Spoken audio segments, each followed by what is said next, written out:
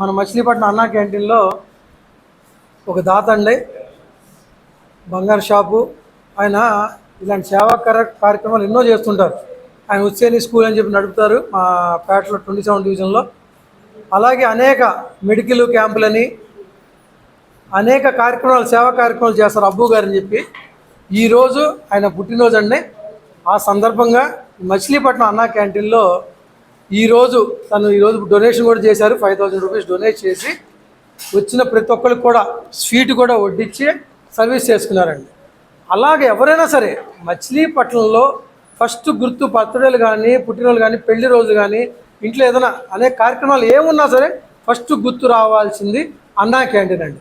కారణం ఏంటంటారా, ఇక్కడ తినేవాళ్ళు చూడండి, ఒక్కసారి ఇక్కడ భోజనం చేసే ప్రతి ఒక్కళ్ళు మొహాల్లో వాళ్ళ చిరునవ్వు చూడండి. ఎందుకంటే చంద్రబాబు నాయుడు గారు పేదోడు ఆకలితో ఉండకూడదు అనే ఉద్దేశంతో ఈ 5 రూపాయలు పోయిన ఏ రోజైతే అక్షయ పాత్ర ద్వారా అన్నా క్యాంటీన్ ట్రస్ట్ ద్వారా ఎప్పుడైతే ప్రారంభించారో 2 సంవత్సరాల నుంచి ఎటువంటి అడ్డంకులు లేకుండా కొనసాగుతుందండి. ఇలాంటి దాతలు ముందుకు వచ్చి ఇలాంటి అన్నా క్యాంటీన్లో వాళ్ళు పుట్టినరోజు చేసుకుంటాం ముందు మచిలీపట్నం చైర్మన్ గారిని చాలా సంతోషపడుతున్నాను.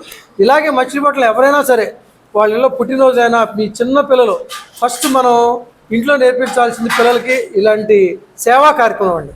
పిల్లలు పుట్టినరోజు జరిగినప్పుడు మనం ఒక 100 మందిని పిలిచి ఏదో చేస్తాం, అది కూడా ఓకే. అలాంటి దాంట్లో ఇది ఒక చిన్న కార్యక్రమం, అన్నా క్యాంటీన్ కార్యక్రమం అనేది.